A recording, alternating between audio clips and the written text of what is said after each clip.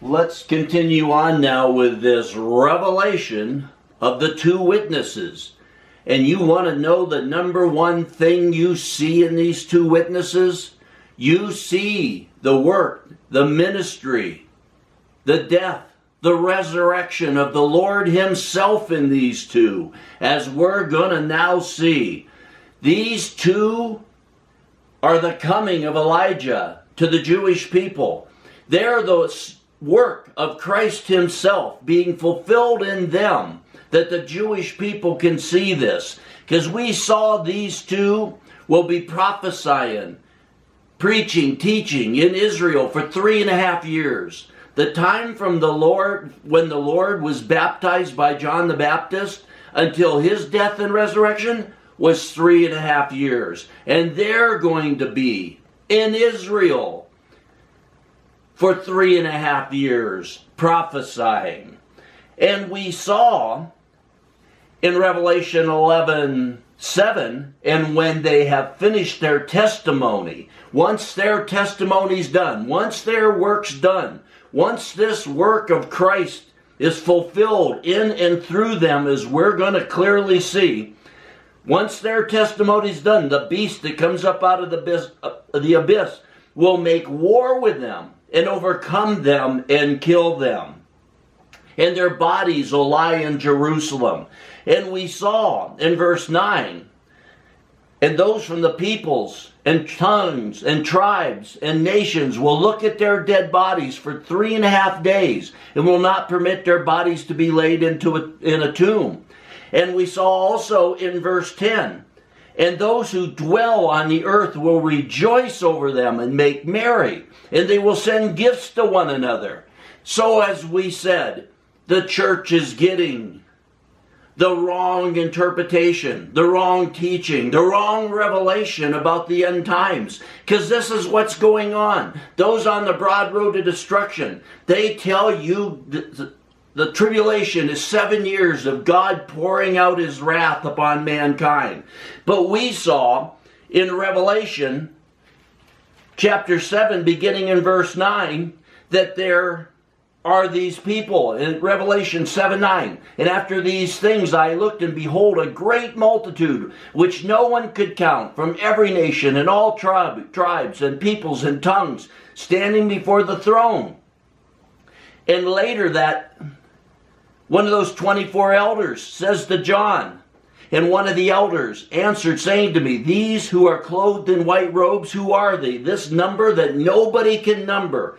This number that nobody from every nation, tongue, tribe, and people. The elder asked John, who are they? And I said to him, my Lord, you know. And he said to me, these are the ones who come out of the great tribulation, and they have washed their robes and made them white in the blood of the Lamb.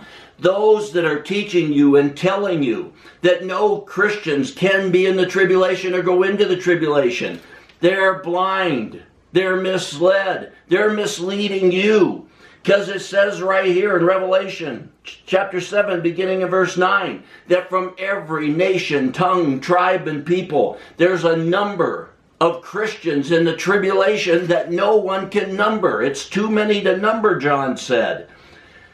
So now we have in this first 3.5 years of the tribulation, to the Gentiles, the latter-day rain is being poured out upon those that went into the tribulation and those that get saved in the tribulation. Like I've said many times, those that are ready, waiting, watching, they don't love the world and the things of the world. They'll be caught up in the pre-tribulation rapture.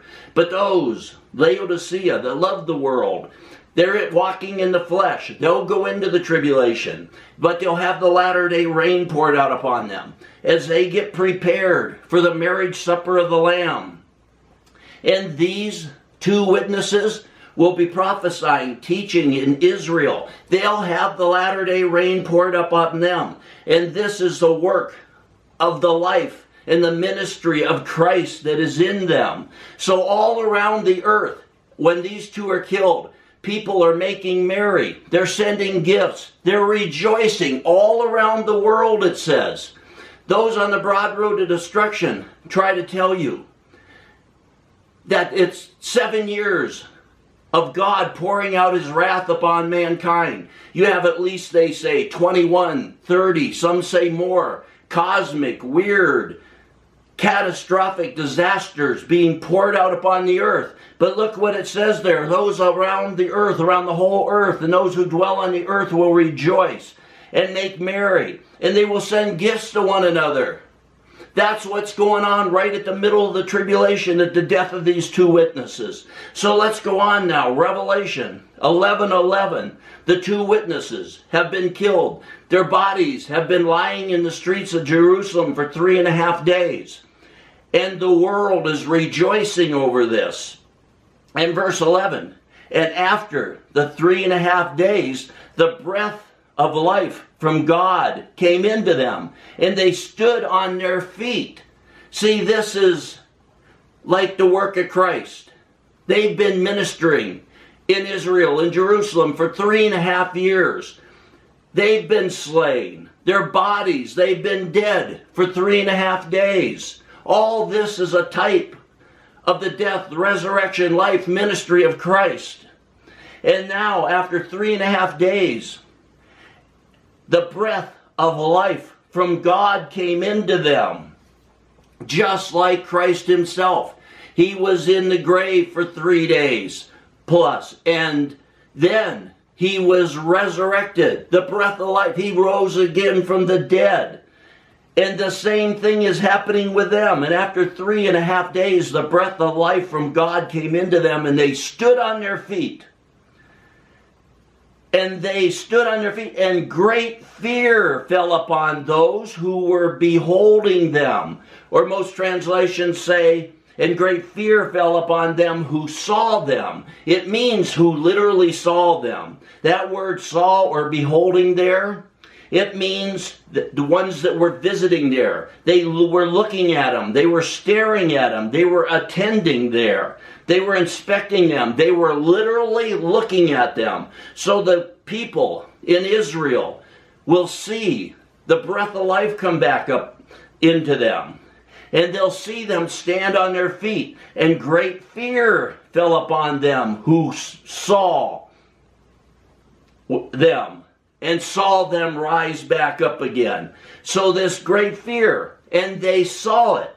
One thing we got to understand, saints, is that throughout the church age, God has went to the Gentiles, and the Gentiles have been getting saved. Israel has been blinded, and if you read all of Romans 11, you'll see this, where Paul's talking about Israel having this temporary blindness. There's still the remnant. There's still some Israelis that have gotten saved throughout the church age, but at large, God has went to the Gentiles, and Israel has been blinded. And in Romans 11:25, Paul says, "For I do not want you, brethren, to be uninformed of this mystery, lest you be wise in your own estimation, that a partial blindness has happened to Israel until the fullness of the Gentiles has come in, and thus all Israel will be saved."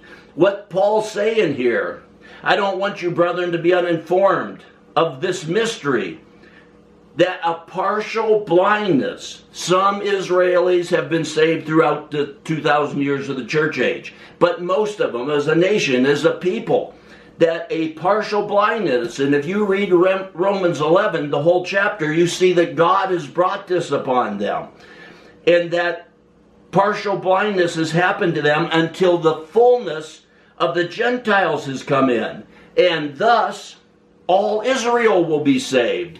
This is the middle of the tribulation. That's now the time of the Gentiles is over. The fullness of the Gentiles has come. The Gentile harvest has happened. First you had the first fruits harvest of those that are ready, waiting, watching. Before the tribulation, the first fruits were always taken into God before the harvest at large. And then the harvest of the Gentiles happens. I don't know if it's exactly when these two get caught up, or if it happens a little sooner. But it said there, Paul said, that a partial blindness has happened to Israel until the fullness of the Gentiles. Now the time of the Gentiles is over. Now God's going to open through the preaching, teaching, prophesying, death, resurrection, and rapture of these two witnesses. God's going to open Israel's eyes. They're going to have their eyes open. And that's what you read right there. After the 3.5 days, the breath of life from God came into them, and they stood on their feet, and great fear fell upon those who were beholding them, or who saw them. That saw means they saw it. That's where Israel will have her eyes open. She's now going to be healed of that blindness. God's going to open her eyes right here at the middle of the tribulation through the preaching, teaching, prophesying, death, resurrection, and rapture of these two witnesses. Because look at verse 12. And I heard a loud voice. Once they have the life, the breath of God come back into them, and they rise up on their feet, and all those in Israel that are beholding them, great fear comes upon them. Verse 12, and they, the two witnesses, heard a loud voice from heaven, saying to them, come up here. And they went up into heaven in the cloud, and their enemies beheld them. So these around the world, who through the internet that's still running, through satellite TV that's still running, that have been sending gifts and making merry and rejoicing around the world, they're going to behold them come back to life and be caught up into heaven.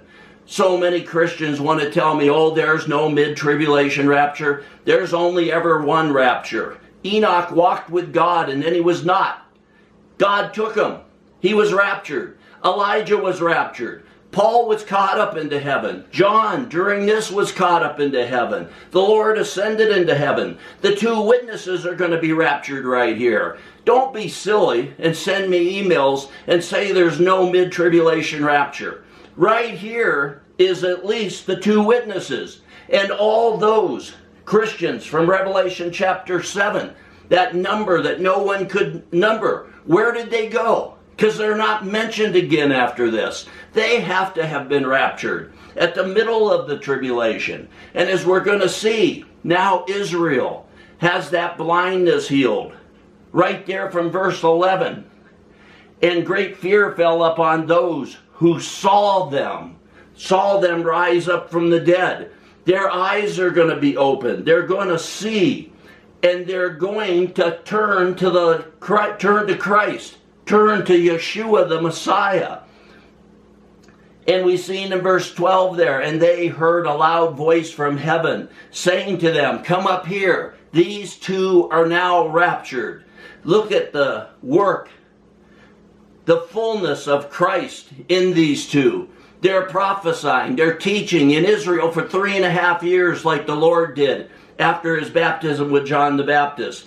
They're killed in Jerusalem like the Lord was. They're dead for 3 days like the Lord was. Then the breath of life comes into them like the Lord. And then the Lord ascended into heaven. These two are called, they're caught up into heaven. It's a perfect work of the work and the life of Christ, the life, death, the resurrection of rapture, the catching up of Christ in these two. Do you see that? And they went up into heaven in the cloud, and their enemies beheld them. And now verse 13.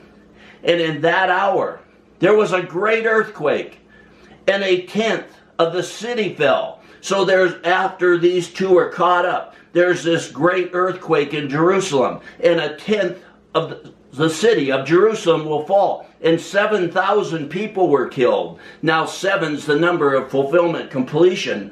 So this may be an actual to the 7,000, or it's just showing the number of the people that were killed in Israel. And 7,000 people were killed in the earthquake. So this we see too. These two, like the Lord, have been resurrected. And they're caught up into heaven. And we have this great earthquake. What do we see in Matthew chapter 28? First, let's look at verses 1 and 2. The Lord has been crucified. He's been laid in the tomb. And in Matthew 28:1, now after the Sabbath, as it began to dawn towards the first day of the week, Mary Magdalene and the other Mary came to look at the grave where the Lord was. And behold, a severe earthquake had occurred. For an angel of the Lord descended from heaven and came and rolled away the stone and sat upon it. So both Marys have come down to the tomb. And there's this great earthquake. And then in verse 6, Matthew 28:6, this angel that's there says, he is not here, for he has risen. These two have just risen. He is not here, for he has risen. Just as he said, come see the place where he was lying. See, the same thing's going on here in Jerusalem again. This work, this type, this perfect picture of the work of the Lord, the life of the Lord, the death of the Lord, the resurrection of the Lord being caught up into heaven. And after 3.5 days, the breath of life of God came into them. And they stood on their feet, and great fear fell upon them who saw them. Now they have their eyes opened. And they heard a loud voice from heaven saying, come up here. They're caught up. Like that angel said to Mary, he's not here, for he has risen.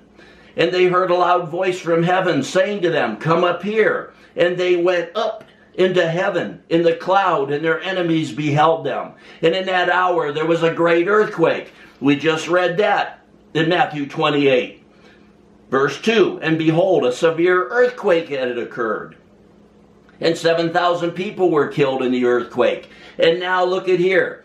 And the rest were terrified and gave glory to the God of heaven. The rest of who? The rest of the Israelis, not the rest of the world. The church, the Gentile church, has now been caught up in the mid-tribulation rapture. Because these two witnesses had the same latter-day rain poured out upon them. And they've been caught up. And now the Gentile church that went into the tribulation, and those that get saved in the tribulation, they've been caught up. Because they're not mentioned again. And in verse 13 again, and the rest of the Israelis, the rest of the Jews, were terrified. Not the rest of the world, not the rest of those that are following the kingdom of the beast and the Antichrist. No, this is the time of the Gentiles is now fulfilled. It's the fullness of the Gentiles. They've been caught up through the preaching, teaching, death, resurrection, and rapture of these two witnesses. Israel now has her eyes open. She's been partially blinded throughout this 2,000 years of the church age. And the rest of the Israelis who saw this, they have their eyes open, were terrified, and they gave glory to God. This is now the Israeli people having that partial blindness taken away. Their eyes are healed. They see the work of Yeshua the Messiah through these two witnesses. And then we see in verse 15, right after that, because remember we said the trumpets are messages to God's people about the tribulation, to get prepared, to get ready for war, to come together as one, to get ready for their wedding. And then look at verse 15. After the death, resurrection, and rapture of these two witnesses, Israel's eyes are opened. They now turn to Yeshua the Messiah. And the rest of them, Israel now as a people, turn to Yeshua the Messiah. And what do we see right after that in verse 15? And the seventh angel sounded. And there arose loud voices in heaven, saying, the kingdom of the world has become the kingdom of our Lord and of his Christ, and he will reign forever and ever. It's the seventh trumpet. Why is the seventh trumpet blown right here? Because now the Gentiles are gone. Through the preaching, teaching, death, resurrection, and rapture of the two witnesses, Israel's blindness is taken away. Her eyes are open. She receives Yeshua the Messiah. She's born again. That's it. That's why the seventh trumpet. It's the completion, the perfection, the fulfillment of the trumpets, of the messages about the tribulation to God's people. Because now the Gentiles' church is gone. And the Israelis have now turned to Yeshua, their Messiah. They're now going to reject the kingdom of the beast and the Antichrist. Now it's completed. The message is complete of the seventh trumpets. Israel has now received Christ. Her eyes have been opened. She's been born again. She's now the church in Israel. We now have the church in Israel. So we see this preaching, teaching, prophesying, death, resurrection, and rapture of these two witnesses is a perfect work and type and fullness of the life and ministry, death, resurrection, and Christ being caught up into heaven. It's seen in these two witnesses, and it's them preaching, teaching to Israel, and through their work, Israel has her eyes open. She sees that Yeshua was the Messiah. She receives him. And that's why it says in verse 14, the second woe is past. Behold, the third woe is coming. Remember, woes have to do with Satan. Because now Satan is coming. The Antichrist is coming. He's coming against them. The Gentiles have, the apostles were Christ was the chief cornerstone of the church. The apostles were the foundation. The Gentiles throughout 2,000 years have been building up that temple, living temple of the living God. And now the Jews have their eyes open. They receive Christ as their Messiah. They turn to him. And now they're going to become the cap, the roof, the top, the crowning glory of the temple of the living God, through the preaching, teaching, death, resurrection, and rapture of these two witnesses. And this is the revelation of the two witnesses.